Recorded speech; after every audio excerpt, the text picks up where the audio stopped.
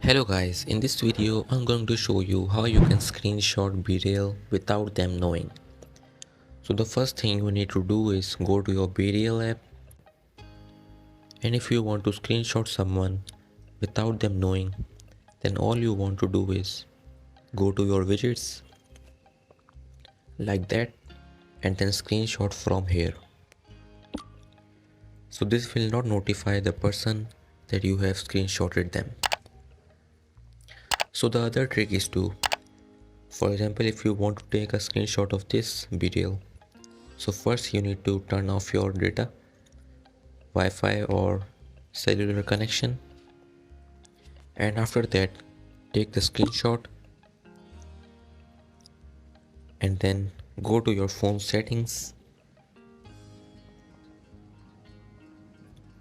and then here you need to go to apps and then search for BeReal. Here you need to click on force stop and then you need to go to storage and cache, and from here you need to clear your storage. So now when you turn on your internet